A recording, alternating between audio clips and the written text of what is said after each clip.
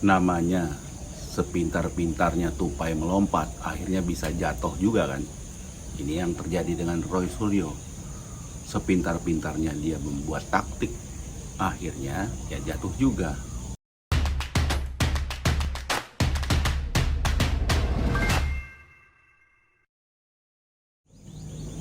Teman-teman Siwer TV, selamat sore.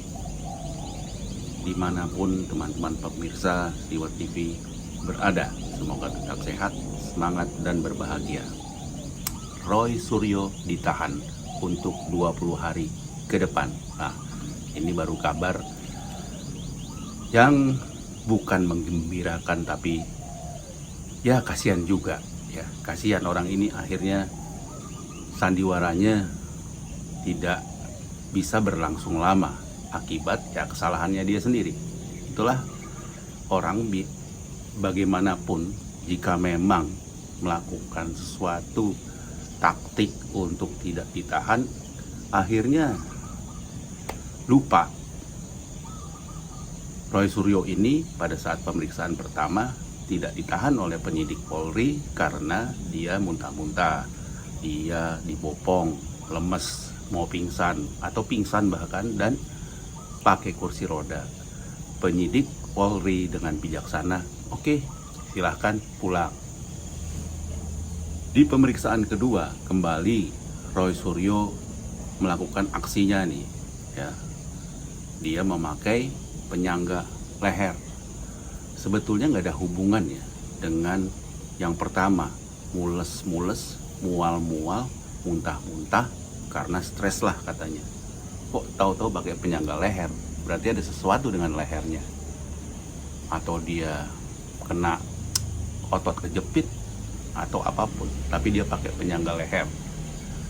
Nah, di pemeriksaan itu kembali yang namanya penyidik Polri bijaksana, masih tetap yang namanya Roy Suryo tidak ditahan, dipersilahkan untuk pulang ke rumah.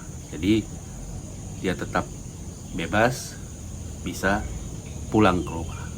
Itu kebijakan dari pihak penyidik Polri. Ya, namanya sepintar-pintarnya tupai melompat, akhirnya bisa jatuh juga kan. Ini yang terjadi dengan Roy Suryo. Sepintar-pintarnya dia membuat taktik, akhirnya ya jatuh juga. Di medsos dia kelihatan sedang berkumpul dengan teman-temannya, ketawa-ketawa. Mungkin itu adalah salah satu kumpulan dari penggemar mobil atau penggemar motor. Di situ terlihat sekali bahwa dia gembira, ketawa. Jadi nggak ada yang namanya sakit, dan itu tersebar di media sosial. Di sini polisi atau penyidik itu kelihatannya kayaknya ini orang sudah dikasih hati minta jantung nih kalau begini. Jadi bahkan humas dari Polda mengatakan bahwa orang sakit ya disentil nih Roy Suryo, orang sakit ya nggak mungkin bisa melakukan ini gitu. Kok sakit bisa pergi-pergi, ketawa ketiwi, ya kan gitu. Ini kan sama aja ngeledek ya, ngeledek penyidik nih. Sebel penyidik diginin, jangan main-main dengan penyidik. Nah, akhirnya di pemeriksaan yang ketiga, Roy Suryo langsung ditahan untuk 20 hari ke depan. Makanya jangan main-main. Kalau memang sakit, bilang sakit. Nggak sakit ya nggak sakit dong. Nah, inilah pakai taktik-taktik macam-macam, tapi akhirnya jatuh juga, ketangkep, ditahan juga, bukan ketangkep, ditahan juga akhirnya.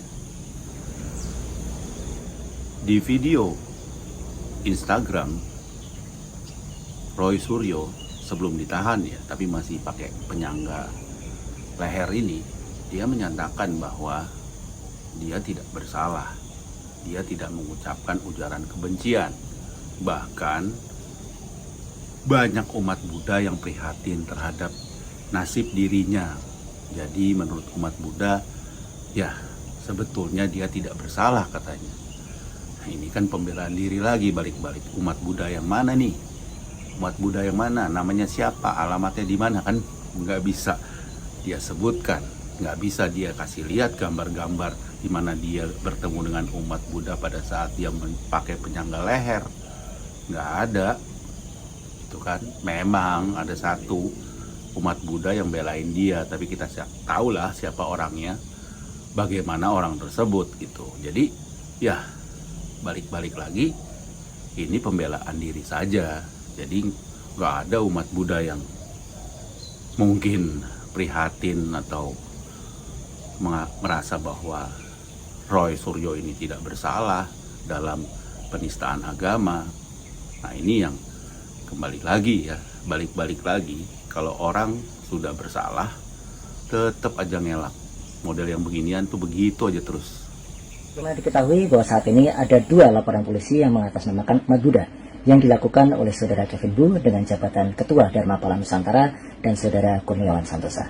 Dari cukup banyak umat Buddha yang mendukung saya secara moral karena meyakini bahwa saya memang tidak berbuat menistakan agama sebagaimana yang coba dituduhkan oleh para pelapor selama ini. Yang bahkan cukup mengharukan, banyak dari mereka yang justru berterima kasih karena sangat memahami bahwa konten Twitter saya sebenarnya justru membela kepentingan umat Buddha dengan mengkritik atas rencana kenaikan tarif naik Candi Borobudur. Bahkan di akhir daripada video Instagram ini terlihat Roy Suryo berucap bahwa ajaran Buddha, kebencian tidak boleh dibalas dengan kebencian, sehingga tidak akan selesai sampai kapanpun. Jadi kebencian mesti dibalas dengan kebaikan supaya selesai. Saya sangat berterima kasih atas pengertian yang demikian dalam dari banyak umat Buddha sendiri yang merasa prihatin atas apa yang saya hadapi ini. Pemahaman bahwa yang saya lakukan sangat jauh, bahkan sama sekali tidak melakukan apa yang disebut sebagai penistaan agama. Ada sebuah bait ajaran agama Buddha yang mengatakan kebencian tidak akan pernah berakhir bila dibalas dengan kebencian, tetapi kebencian hanya akan berakhir bila... Ini namanya bokis kalau menurut saya kan.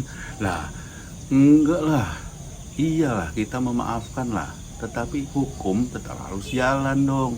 Nggak ada urusan sama memaafkan. Kita saling memaafkan oke, tetapi hukum nggak bisa ada kata maaf. Mana ada hukum kata maaf?